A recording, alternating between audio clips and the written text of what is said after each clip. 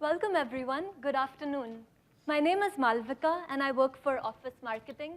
And with me, I have David, who works for Office Engineering. Hi there. We wanted to start off by saying thank you. Thank you for coming to learn about accessibility, for advocating for it in your organizations, and for doing your part to make digital environments more inclusive. While preparing for this talk, people told me, you have such an important topic. Make sure you tell a personal story that makes people realize why this topic is so important, why they should advocate for it. So I said, sure, personal story. There's a lot of you I don't personally know, but I can probably think of a story that you can relate to. Think about the time when you were born. There are probably particular things about that time that happened that you didn't pick. Perhaps you were born in a certain country. Perhaps you were born with a certain gender. Perhaps you were born with something trivial like a certain skin color. Now think about all the times in your life where you've been in environments where you felt not welcome or you felt not set up for success because of something you were born with or something you didn't quite choose. I can think of a time, and I'm sure you can too. I think back to the time when I did theater growing up. I've been doing theater for a lot of years, and I really like being on stage. I started when I was 5, and I've played a wide range of characters, all the way from God to a dog. Directors tell me I have emotion, I have range. Directors really like casting me in lead roles. Everything's going great in my theater career, and then I turn 15, and I move countries. Suddenly, I'm the only person of my skin color and my accent in my new theater group. The new directors don't know what to do with me. None of the scripts are written for my skin color. The makeup team doesn't know what to do with me. Their makeup doesn't quite match my skin color. The audience doesn't relate to me because the scripts are not written for diversity. They're written for a very minority type of audience. So the point I'm making is it doesn't matter how talented or experienced I might be. There are environments that are just not designed for diversity. I don't feel welcome in those environments. I don't feel set up for success. And those environments lose out on my talent. Now, theater was a hobby for me, but think about this if every organization you work for is not designed for you. We live in an information world. We live in a digital age. It's really important for you to be able to check your email, visit a website, read a presentation. Now, imagine because of something you cannot control, you cannot see, or you cannot hear, or you cannot move. Can you do your job without being able to see, hear, or move? Are we designing digital environments in today's workplace, setting up people for success with their full range of talent and abilities and experiences? At Microsoft, the accessibility team wants to do their part to solve this challenge. We want to make sure we make digital experiences inclusive, but we need organizations to do their part as well. We need everyone to make sure that we're setting up people for success and not discriminating against them or not giving them equal opportunity because of something they cannot control. So that's what accessibility is about. And you might think, OK, it just impacts a small minority. Like, how many people in the world face these challenges?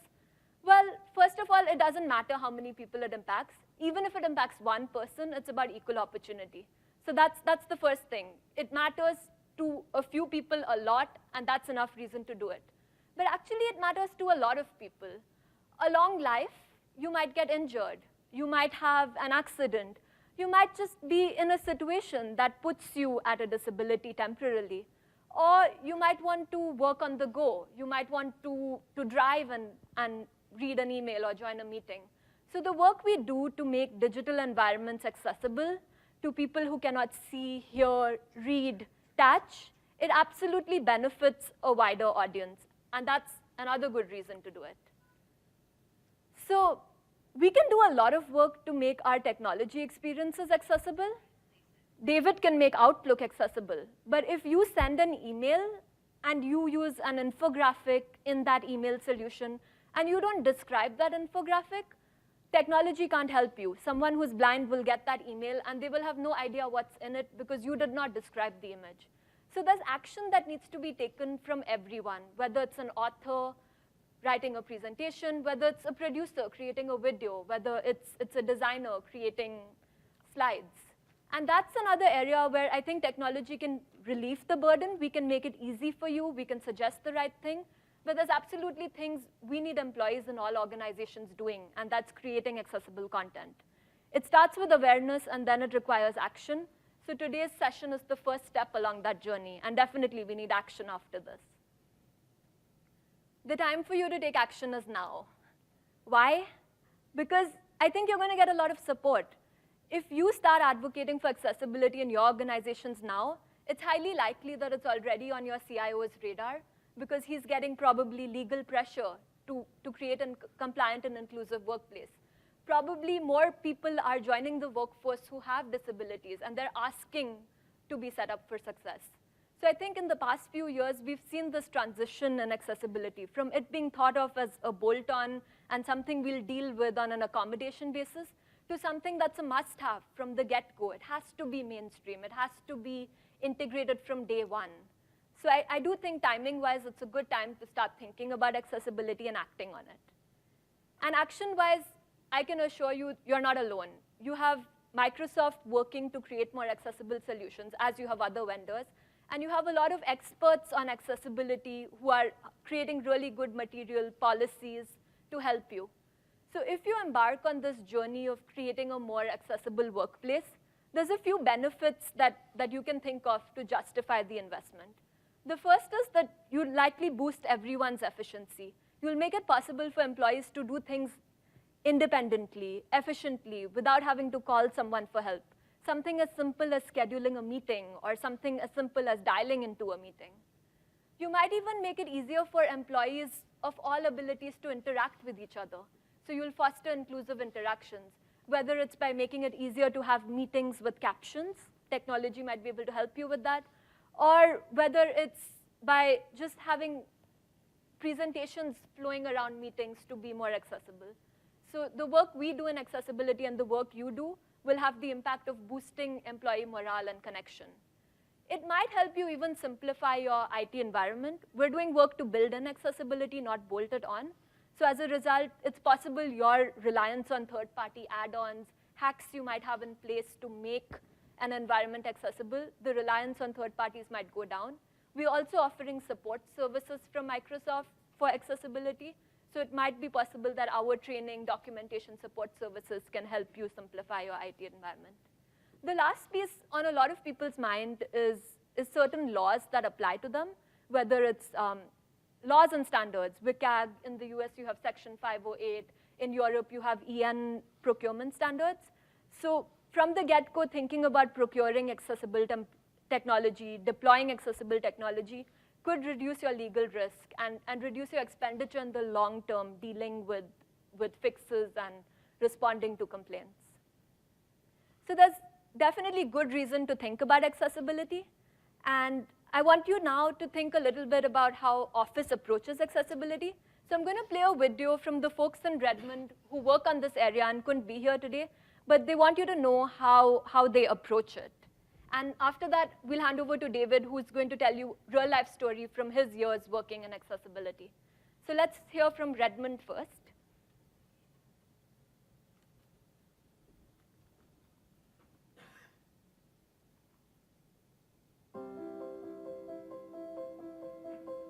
One of the things that really inspires me working in accessibility is that it's a really tough, complicated space, but it's a space where we're doing the right thing for our customers. There's a long history of technology designed for people with disabilities that have moved into mainstream and impact all of our lives. If we connect with the broadest possible audience, we not only make products that more people can use, we also just make better products. We call that inclusive design. So inclusive design isn't really just some abstract idea about how to develop software. It really takes everyone working together and thinking clearly through what we're going to build, and having people on your team who can use these tools and need these tools give us first-hand experience on what we can go and do. So having muscular dystrophy, I'm always looking for ways to make me more efficient. I really like the PowerPoint Designer because it kind of feels like it was designed just for me. So one of the benefits, a surprising benefit, is it makes everybody a little bit better at design. But interestingly enough, from an accessibility standpoint, it makes it possible for people to do highly crafted presentations with very little interaction with the tools. Working in Microsoft, I need to be able to consume information from a chart. Data labels, chart element, point dairy value, 600.5. And now I can do that with our own technology. Right the selected. Right brown selected. Right Fox selected. Q, tell me what you want. With Tell Me feature, I can highlight my text in a certain color of my choice. Any blind person can do this now.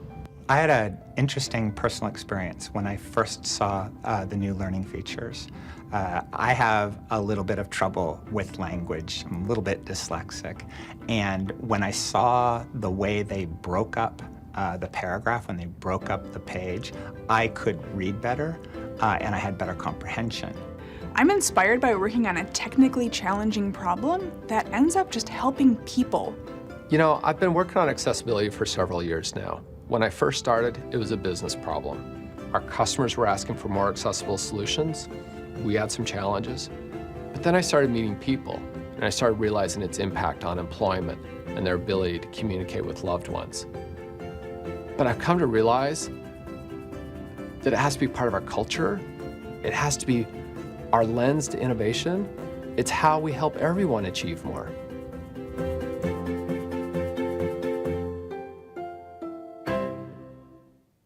Awesome. Now, folks, feel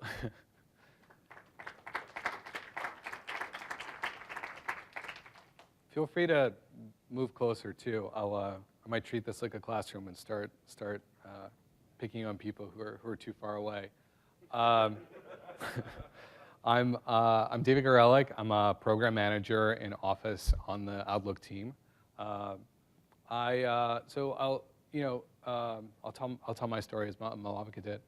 When I started in accessibility, I actually didn't know much about the space, and so how I went about learning more is just by talking to people. And so one example was having dinner with a person who happened to be blind, and I don't know, raise your hands. How many people have done that? A few. And it was a very new experience. And so how does that person find the restaurant? Well, he was holding on to my hand, so I would guide him into the restaurant. How do you pick something on the menu? So the menu wasn't in Braille. And so I ended up describing the menu and what was on it and specials. How do you sign the check after when we split the check? And so I ended up actually signing the name for the person because it's a piece of paper. And how do you do that? And so talking back to Malavika's story, the environment is just not designed for the person. Now, I'm not in the restaurant business, and so I can't really do much about that outside of being frustrated and feeling like people should have an independent experience in their world. But I do happen to work in Office. And so going back to what I do day to day, I ended up talking to customers about take Outlook. What are the things that bother you? And I went to a conference, and there was a round table, and 8 people sat at a time for for 2 days, and just gave it to me. What are the things you don't like about Outlook? And the one that was number 1 was the scheduling assistant. The scheduling assistant doesn't work. And how many people here schedule a meeting using the scheduling assistant? So almost everyone. So imagine your manager says, hey, schedule some time with me this Friday when I'm free, and then you actually need help. You need someone else to help you do that. How frustrating is that? So we went about fixing that, and 100 other things. And it's just one example, but trying to help people be independent, trying to help people be employed and productive. So let me talk a little bit more about that journey. This is an Office 365 discussion, but I just want to broaden it. It's really, this is a Microsoft conversation. This is us partnering closely with Windows. Our entire organization is moving in this direction. And there are 4 points I just want to make here, so you can read the quote yourself. But one is driving culture change, and one of it is top down through Satya and the great support that he provides, and a lot of it is bottom up and just people becoming more aware about the space and thinking about it as they are designing features and talking to customers. Second is making sustained higher investment, so investing more and not as a push, not as a 6-month stopgap, but investing more forever. Investing more to create a good experience. Third, and this seems really obvious after the fact, but bringing accessibility into our overall processes. So we know how to make good software, we know how to talk to customers, we know how to make great experiences. And so taking that and applying it to accessibility, making sure accessibility is, as Malavika was talking about, it built in, not a bolt-on, something to do at the end. And then fourth is building relationships across the ecosystem. So talking to customers, talking to organizations, talking to suppliers in the space, and just understanding what the space is and what the needs are. So as a company, we had an epiphany. Accessibility is about people. It's not about compliance. And I'll say it again. Accessibility is about people. It's not about compliance. It's a small change, but it changes everything.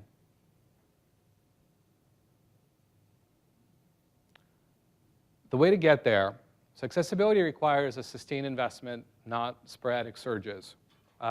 I can tell you this is the biggest investment that we've made in accessibility, at least in the last 20 years. It's huge. But it's not going to have a lasting impact if we think about it as a surge, as something to pay off the debt and then be done. It is a permanent investment, a permanent focus. It's part of understanding how to make software that is accessible and usable from the start. So I'll talk about our secret sauce, and I'm happy to share it. The more people that follow this path, the better. And so the way that we think about accessibility is part of our design. So when we started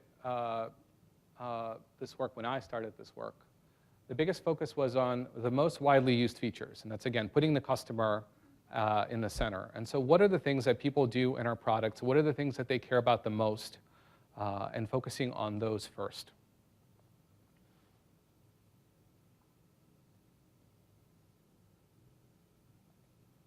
Working with focus groups.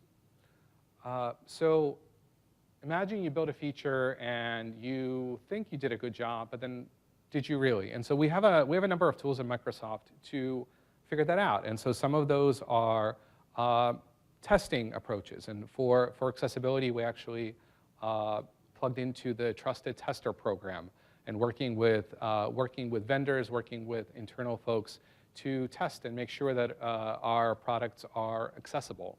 But then we took it another step and included usability studies. And so talking to people with various disabilities, having them try our products and then give us feedback and iterating on those to make sure that in the end they're good and they're usable and it's something we can be proud of. The third one, again, pretty simple, but actually has made a tremendous difference, is a promise that our Office products and new features that come out and new products that come out are accessible from day one.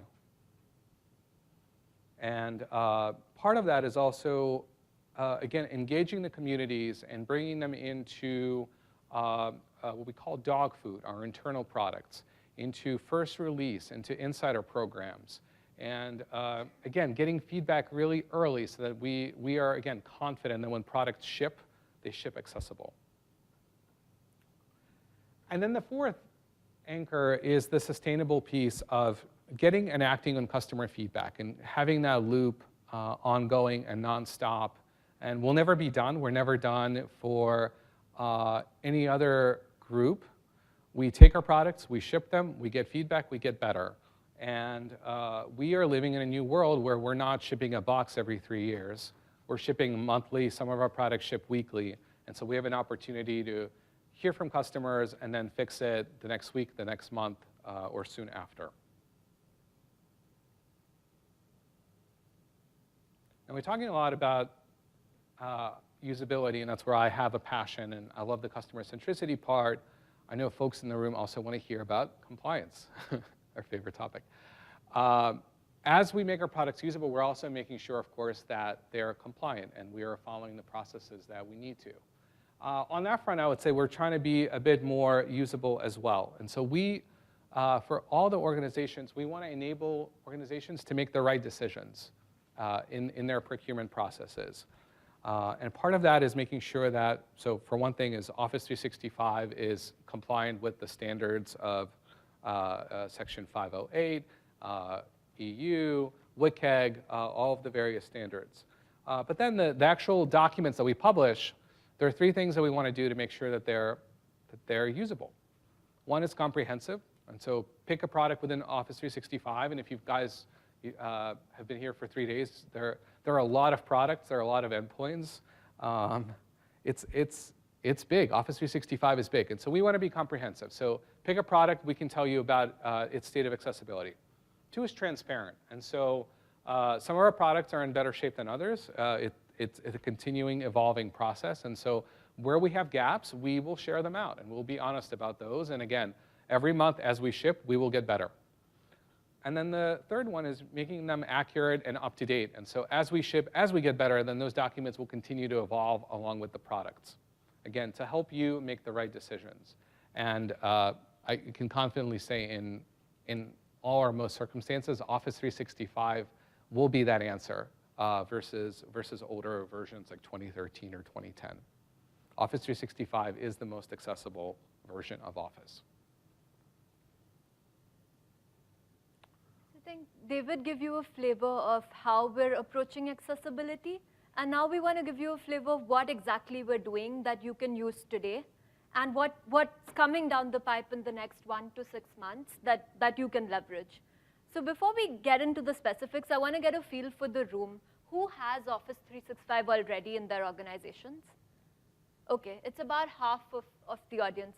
And of those who have it, how many are required to procure accessible technology? Or how many, okay, a smaller group. And how many of you in the general room have people with disabilities in your organization? Okay, I'm surprised not to see everyone's hands go up, because it's possible that people have invisible disabilities that you're not aware of. A great example is dyslexia. I think about 20% of the human population exhibits signs of dyslexia, and that's a pretty common disability that perhaps it doesn't come to your mind when you think of usability for people with disabilities. So when we think of investing in Office every month and improving it every month, this is what we're doing. A, we're making sure it's usable for people with various abilities, varying range of vision, hearing, sight, reading.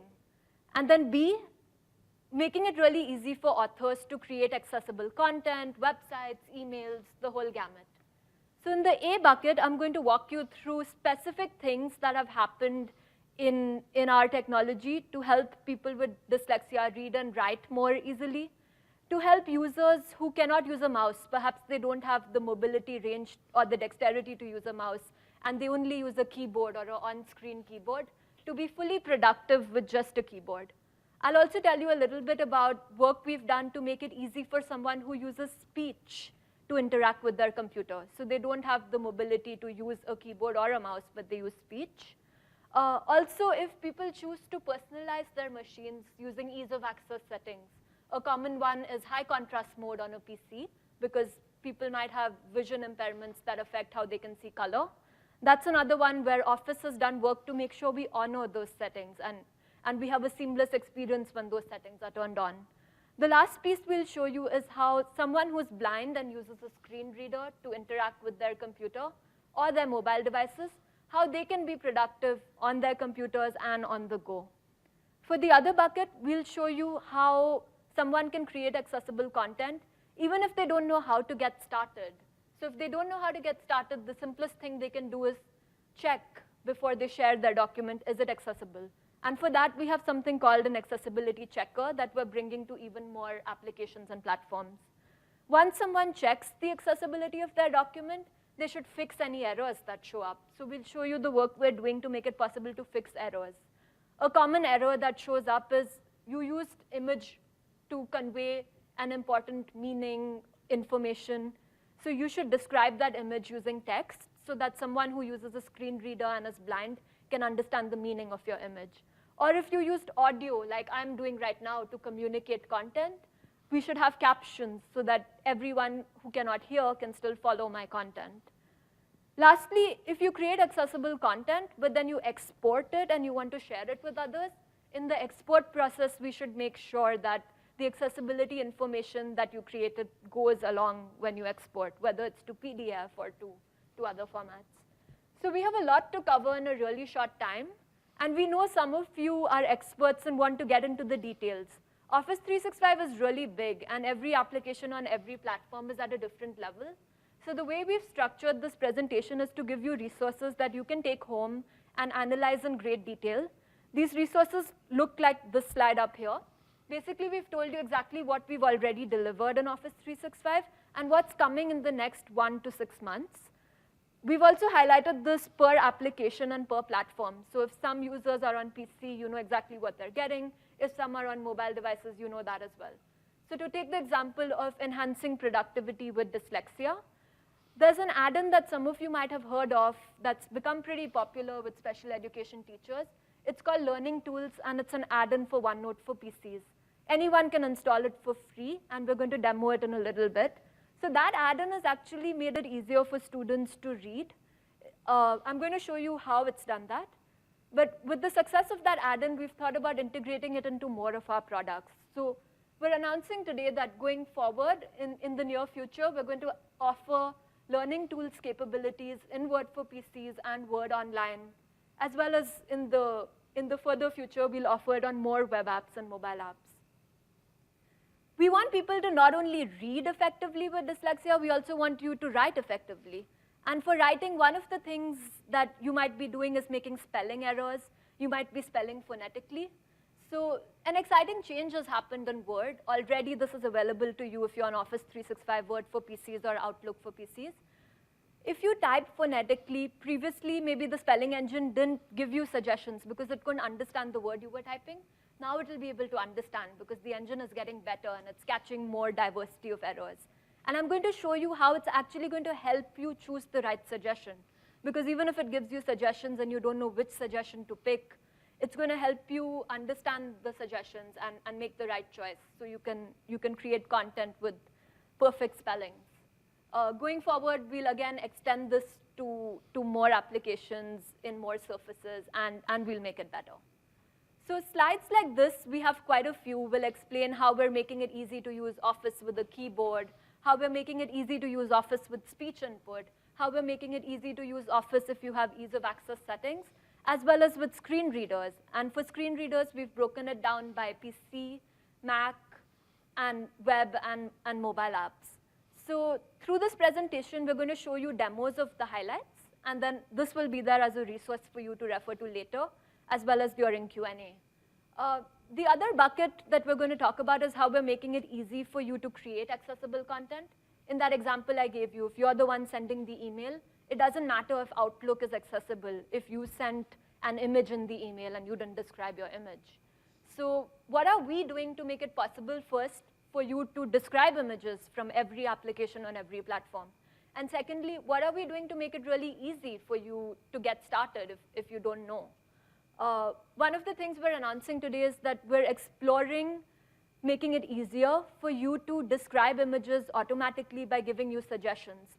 So in the future, in some of our applications, you're going to see suggestions come up. When you insert an image, you'll be prompted and you'll be told, look, you inserted an image. I think you should describe it. And then here's what I think the image is. Why don't you go ahead and edit that image? So we want to make it easy for you. We want to remind you to do the right thing. And we want to give you a head start in doing it. Another thing that's pretty important is to run an inclusive meeting, you want to make sure that you're able to have captions. If you're sharing content through videos, you want to be able to have captions. So one of the things you might have heard announced earlier this week was Skype meeting broadcast. In the future, we'll offer capabilities to give near real-time captions to audio. This is very useful for a scenario where you think of a large organization and the leader of an organization making an announcement. Maybe you have hundreds of thousands of employees. every employee has the right to hear that announcement at the same time. Maybe everyone doesn't have an interpreter with them at the time. So if the meeting has near real-time captions, you're making it easier for everyone to get information at the same time. This technology is already being used in our consumer application for Skype as well. Some of you might have heard of Skype Translator. It's being integrated into Skype Consumer. So at home today, if you have Skype Consumer, you might actually be able to turn on Skype Translator and try it. Have a call with someone who cannot hear and try the near real-time captions. Another topic we spoke briefly about is if someone doesn't know how to even start authoring accessible content, they might want to just, like a button, like a spell checker, have an accessibility checker. So we're going to show you what we have today and assure you that we're bringing it to more platforms, more applications in the near future. So let's get started with demos. The first one we said we'd show you was the free add-in for OneNote, which some of you might have heard of. It's called Learning Tools. How many people have tried this? OK, no one has tried it, so that's exciting. So my demo is a surprise. Here we have OneNote open, and we have a lot of text to read. So Learning Tools gets integrated into the ribbon. And what I can do is get into Immersive Reader. And the first thing you see is all of the crowding goes away. All of the distractions go away. I'm focused, and I'm going to read this thing. Office 365. Office 365 is a subscription service that gives you access to the most up-to-date versions of Office. So it's able to read out things to me and simultaneously highlight the word that's being read out as well as the line being read out. So I focus on that, and I pay more attention. The other things it can do is actually change the font spacing and the text size. Some studies have shown that people with dyslexia find it easy to read 6 words per line. So that's what you're seeing in this view. And we have some fonts that we use that are proven to be better for people with dyslexia. In Windows, we offer these fonts for free for you to use as well. We also let you customize the background. Some people find it easy to read light text on dark background, but some people find it easy to read pastel colors. So those are the things that are available for free to anyone to add as an, to install as an add-in.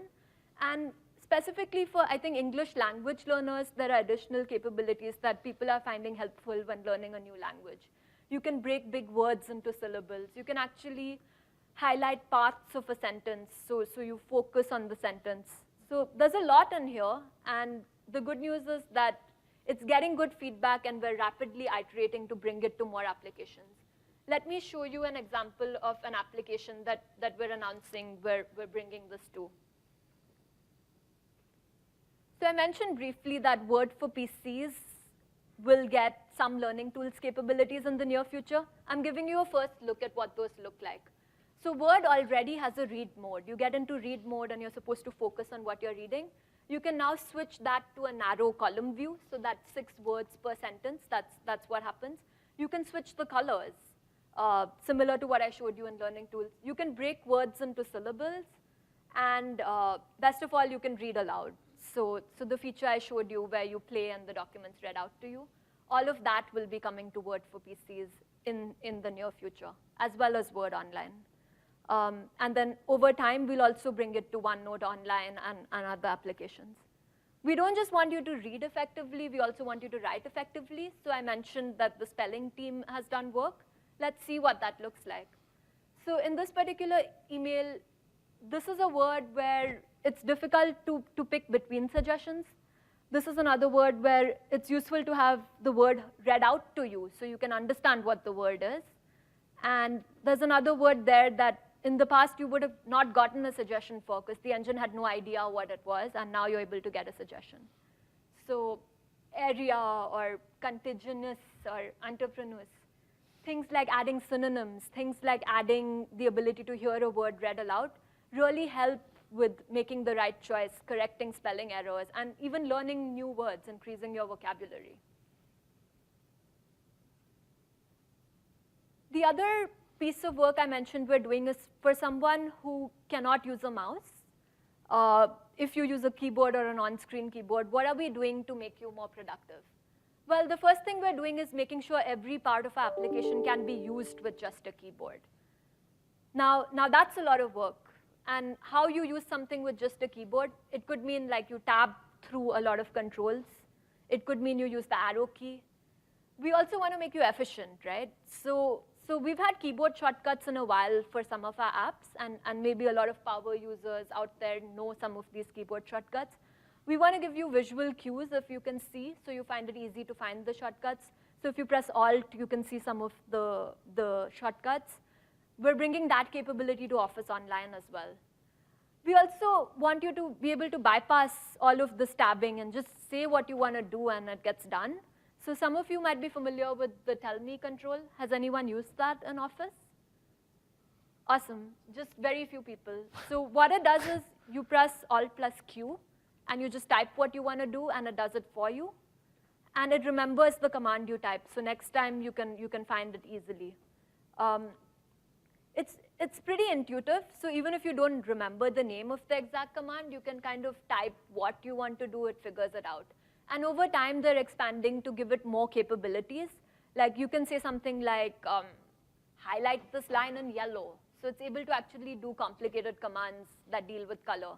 And if you're blind and you have difficulty picking out yellow from our controls, you can just say highlight in yellow and it'll do it for you.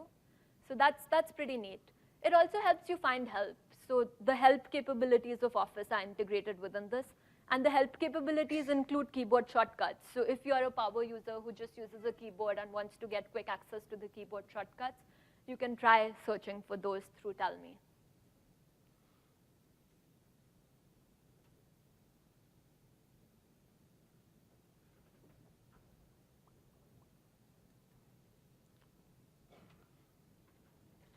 All right, we'll keep going.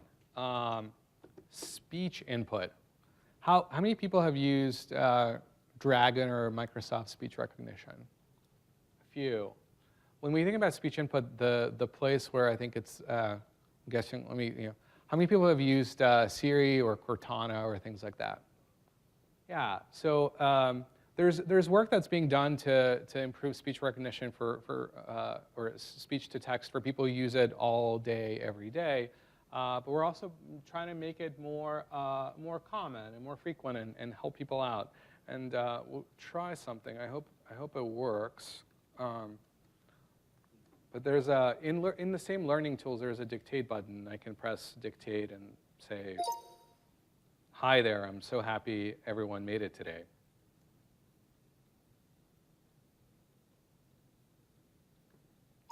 Yeah, it's pretty cool. But we also wanted to try, what if I'm watching a video? You can play the second one, that's fine. Okay, Go for it. What did we start talking about yesterday, guys? St. Patrick's Day! I am a resource special education teacher. I target groups of students who need intervention for either reading, language arts, or math. These are kids that struggle every day. And to watch them grow and learn and have those aha moments is so rewarding to me. It's tough, and it just it's makes tough to my do it in a heart big soar. room. It actually started late. So sometimes I've seen some teachers use this for actually transcribing videos. So they turn it on first, and then they turn on the video. And as the sentence goes on really quickly, the input is able to get context and correct the sentence over time. You So see, it's pretty yeah, interesting. and you see it get better at with, it hears a word, but then when it hears more words and sentences, it gets smarter. But outside of big rooms, it's a cool trick to try, and it's basically live transcription of video, which is amazing. I wish it worked better today. Let's see. We'll keep going. So another.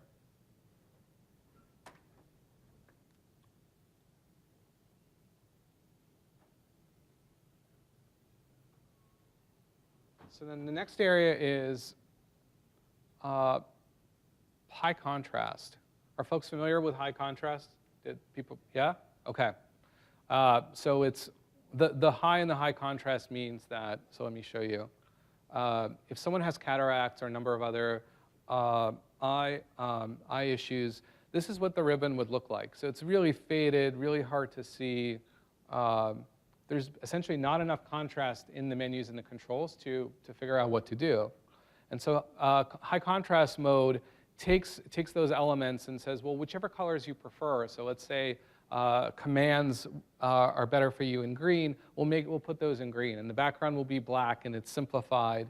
And so what we've done is created a consistent approach to if you're in Office and then you're using various menus, you can go to high contrast mode and see it much better. It may still look fuzzy to you. When I look at the image at the bottom in high contrast mode, it still looks fuzzy to me, but it is so much better than the one at the top.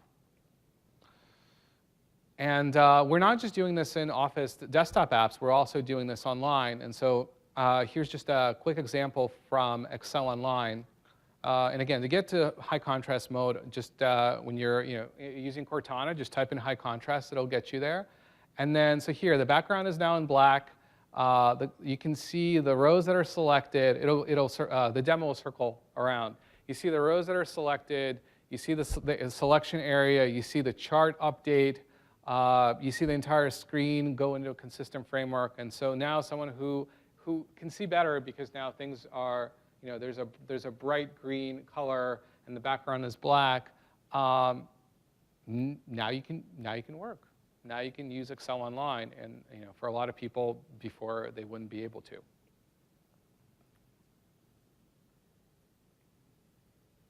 Screen readers. How many people have used a screen reader?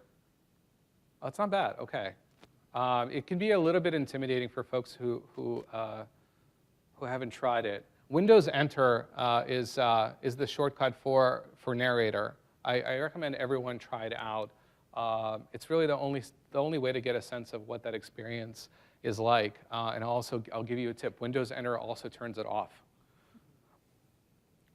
But in terms of the way that we, in terms of the way that we approach it, we work with all of the various screen reader companies, and so we're partnering closely with Windows, obviously, to create a great experience with Narrator.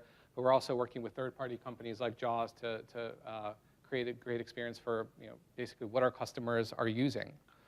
So I'll just, when we're talking about the scheduling assistant, I'll just try it out and I'll give you a quick sense, and let's see how well this works live. Ignite debrief, meeting window, Ignite debrief, message, editing, 0% vertically scrolled. So this is, I'm in Outlook, I'm in Calendar.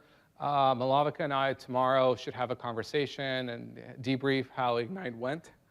And so in this meeting, I can press, and so I'll talk about keyboarding a little bit as well, but when you're using a screen reader, it's really very much a combination of quick, efficient keyboard commands along with the speech output. And so to get to the scheduling assistant, all you have to do is press Control-Tab. Tab.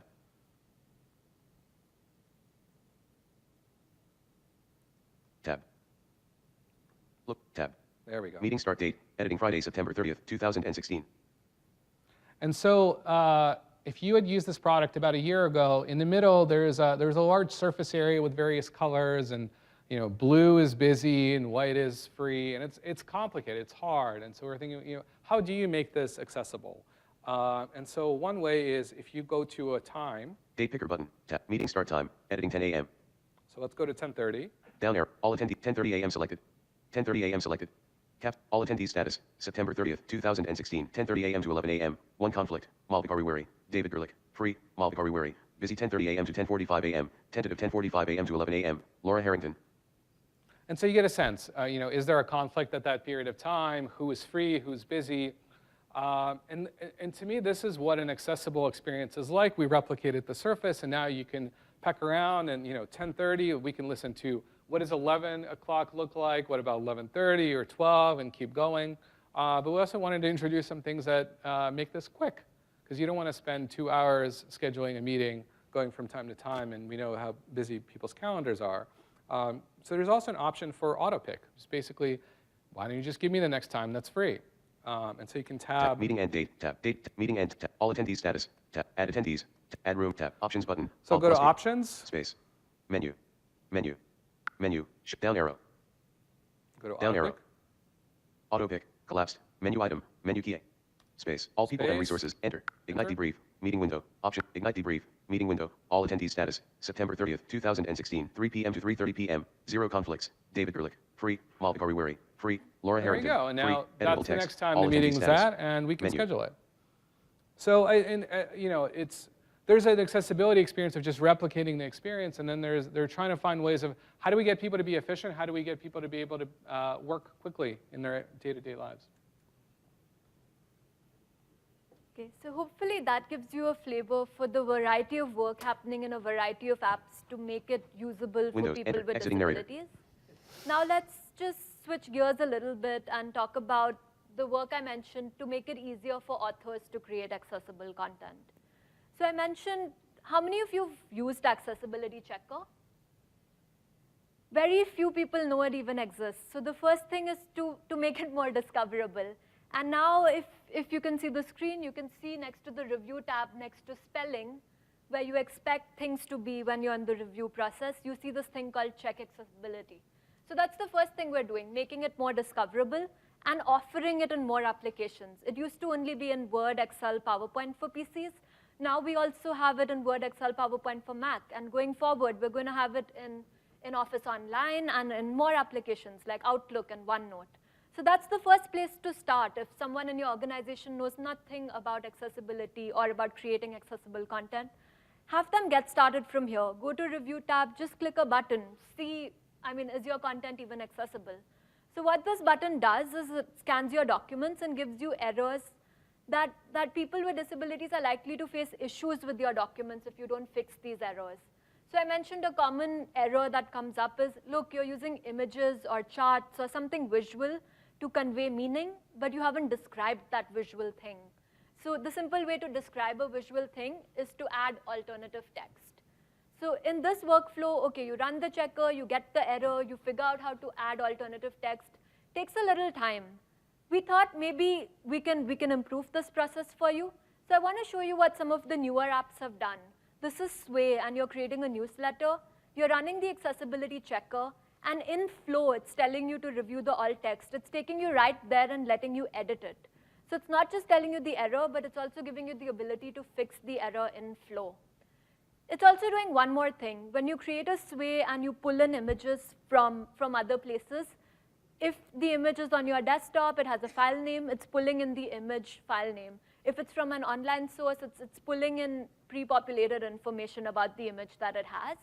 So that, okay, gives you a little bit of head start. But we thought we could do even better. What if computer vision can help you recognize an image? Wouldn't it be helpful if we gave you a suggestion? So that's exactly what we're trying to do, and a few applications are trying this right now. It's not available publicly, and you're one of the first people to actually see one of the plans that they have. So in PowerPoint, if here I'm building a presentation about Wall Street, and I start off with a nice image to just introduce my presentation. I pull in the Wall Street sign. So what PowerPoint does is it actually gives me a tiny icon that says automatic image description. A description of this image has been created for you. Click it to review it. So in my flow of creating my presentation and adding an image, I'm getting alerted about alt text. Not only alerted, but also given a suggestion. So my computer algorithm, where it can identify images with high confidence, it gives me a suggestion. So it says it's a close-up of a street sign in front of a building. It does okay, but I think I can do better. So I can go ahead and edit this. And then to make the algorithm better for everyone, if I'm open to donating my picture and alt text back for science, I also have the option to donate it and make the algorithm better for everyone. So this is one of the things we're playing around with to make it easy and reduce the burden on authors to create accessible content. So in a rapid amount of time, I think we've gone over some examples of demos. And you're probably wondering, okay, there's so many applications, so much going on, how do I keep up? So one of the things I want to call out is that we've started this new blog series. So on blogs.office.com, and I've created a link for you so you can find it easily. But every quarter, we like to tell you what's happening with accessibility in Office 365. What are we doing to make it easy for people with disabilities to use Office? And what are we doing to make it easy for authors to create accessible content? Our documentation team is doing a ton of work to make it really easy for people to get started with Office if they use assistive technology, if they need keyboard shortcuts, if they need to get a step-by-step process of how to create an accessible document. And they've created a hub for you. So if you just give this link to an employee in your organization who wants to learn more, right from that hub, they can get the articles they need about the product they want. We know decision makers like to see the product and it performing with assistive technology to believe that this actually works. So we've created a short demo series where you can see videos of Office 365 and some of the recent work we've done with keyboards and screen readers and high contrast mode. Lastly, we also know that to procure an accessible technology, you need conformance documentation. Some of you are required to get conformance statements and know how we conform to the standards of WCAG 2.0 or EN 301549 or US Section 508. So we prepare conformance documents, and we've created new sites that you can find these documents easily at. Office 365 does update monthly, so we're going to put in an effort to update these documents as material changes happen. We're also going to go a little deeper later in the week. So those of you who are interested in this topic and want to get your hands to more information, there's a SharePoint session happening on Friday where Melissa is going to walk you through how they approached making SharePoint online accessible. And maybe some of the best practices that they learned can be useful for you if you develop websites and your organization has challenges making accessible websites. We also have some customers who've worked in the accessibility space for a while who are going to share best practices from their organization's perspective in implementing Section 508 or creating a more accessible workplace. These customers are from a mix of organizations, university, government, schools. So they're dealing with adults, they're dealing with children, they're dealing with employees, with customers, and you're going to hear some of their strategies. That's happening tomorrow in the afternoon. We've created a new website, so all these links I'm giving you, you can get from one place. So if you remember nothing else, you can remember microsoft.com/accessibility. We also have a very active Twitter presence, so if you want to learn more about the space, you'll get news by following this handle, MSFT Enable. And lastly, I don't know how many people know this, but Microsoft offers free support for people with disabilities. So you have hotlines that you can call, you have ASL video chats that you can get if an employee with disability in your organization wants technical help. That's called Disability Answer Desk. For enterprises, maybe compliance officers, decision makers, if you're looking to get information, you can email the service called Enterprise Disability Answer Desk, and they'll look at your request and try to give enterprises information. So we've spoken a lot about how we're approaching accessibility and what we're doing to make technology more accessible, but I wanted to make it real for you. Like, what's the impact of all this? So I want to play a short video and show you from an end user's point of view how accessibility can change your life. So let's play it and I'll talk a little bit more about it. What did we start talking about yesterday, guys? St. Patrick's Day! I am a resource special education teacher. I target groups of students who need intervention for either reading, language arts, or math. These are kids that struggle every day. And to watch them grow and learn and have those aha moments is so rewarding to me, and it just makes my heart soar. We have ADHD, dyslexia, dysgraphia. I have a student who reads on a 3rd grade level, but then I have a student who reads on a kindergarten level, and I have to find a way to bridge the gap. We've been using OneNote since the beginning of this school year. Even in this short amount of time that we've had it, it's been completely transformational. When we first started using OneNote, I thought, okay, this is gonna take us a while to get going, and we're gonna have to learn how to use it. 3 days. It took them 3 days to master OneNote. I have a dyslexic student who's also dysgraphic. He still reads on a kindergarten level. He's 10 years old, he's still learning sight words, and he would tell me all the time that he was stupid. When we started this school year, he read 4 words per minute. For the longest time, I struggled with how to help him. And when we got the learning tools with the immersive reader, he went to 22 words per minute. I never thought in one calendar school year that we would even get into double digits. and he's at 22 words per minute, and he stayed there.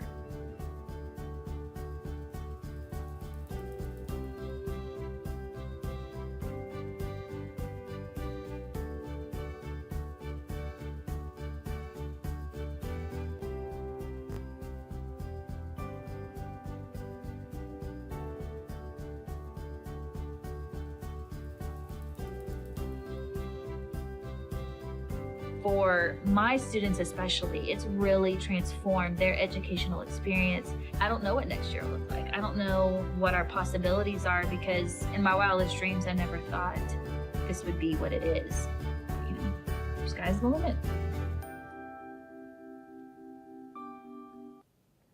So I really like this story because it encapsulates what someone feels when they're in an environment that's not designed for them. You have a student with dyslexia feeling stupid, and no one should feel stupid. And you give them the right technology, and then suddenly they're able to do their life's work. They're able to read. They're able to express themselves.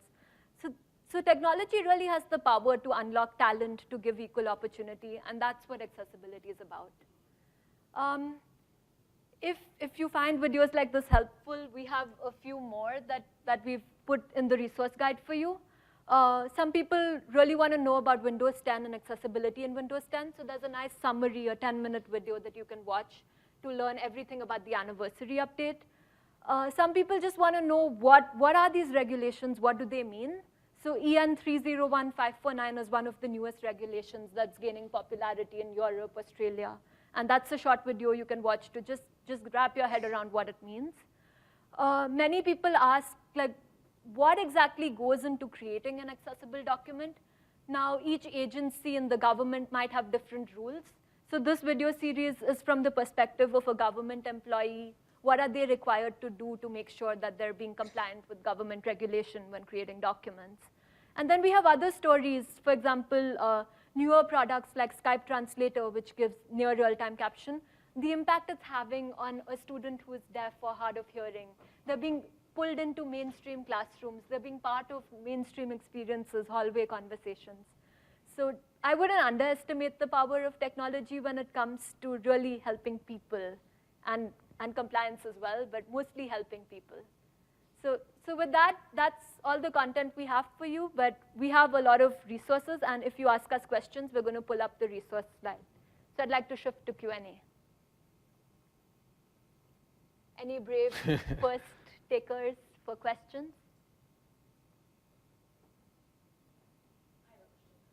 Do you mind using the mic? The captions and... So my question is, I work at Landmark College in Vermont. We're a specialty college for students with learning differences, so our entire population feels out of place. So what would you encourage us to do? We're using Office 365, but we have a hard time bringing our faculty into what tools, you should be using these tools, and we can say that, we're in IT, but they're always like, IT's always trying to cram something down our throats. So what do you suggest? I mean, we have tools, we're using Kurzweil, we're using Dragon, we were using Inspiration, we use XMind, we use some of the built-in features. Now they think iPads are the way to go. I mean, I feel like we're shifting all over the place, and I feel like there's a lot here. I'm just not sure how to get people really excited about it, right? Which is why we're here. Right. So actually, I didn't mention this, but the video I just showed you, Lauren is a special education teacher, and she's going to be here tomorrow as part of the customer panel. Awesome. So I think she's a great resource. She actually advocated for her classroom to get Surfaces as an example. Great. And then she's been able to have some luck getting OneNote. So part of it, I think the customers will be able to speak to resourcefulness and getting executive buy-in. From the technology side of it, I think one thing from the Office team we'll say everyone needs to do is be on Office first release. Because any innovation I show you, if you're on Office first release, you're the first to get it. So if you have a student with dyslexia and they want the benefit of learning tools or they want the benefit of the spelling checker enhancements, if you're able to get them on first release, they're going to get it really quickly. So that's something I think you can control as an IT administrator. Right. And do you want to add to that answer? No, I think that's good. The other part of it, I think, is I think the truth is in the experience. And so if teachers try this out, if students like it, which we think they will, then you don't have to push as IT. I think it'll be more of a pull model. So It's an interesting environment up there, and we've really struggled with this. You know, everybody has their own idea. Everybody that's in education can probably speak to faculty, and this is what I do, and this is what I'm going to use, and so sometimes it's more difficult than you might think to get them really jazzed up about something that we think is awesome. Like, we're using it, we're like, oh my God, it's great. I mean, I can read and I can write and I'll do all those things, but I'm still using the tools. Like, I love them. And so it's getting them to that point of driving their students there is just something that, but. I have to say, I love what teachers are putting in to make it easier for teachers to make things accessible. Oh, yeah. Because that's in your face then, but easily. And that's what they need. I mean, if you can that part first. That's going to go a long way. That's what I was thinking, like the more we build it in, the more it's free. So it's not like an add-in or not something you need to purchase as from a third party or from us. I think that should help. You have to learn, because you're just saying, here, this is what you need to do. I'm doing it for you. If you don't like what I said, click here and change it. I love that. Right. Great. And you'll hear more examples of SharePoint thinking the same way, and you'll see examples come up in different applications. OneNote definitely being one of them, Sway being one of them. Yeah. I'll make sure I hit the session tomorrow. Thank you. do you know what time it is? I think we're at 1 hour, so we can hang around here, and if people want to come up and ask questions, please do give us feedback. This is the first time we're talking about Office 365 accessibility to this audience. So if there's more you want to hear, less you want to hear, let us know, and we'll iterate. Thank you so much.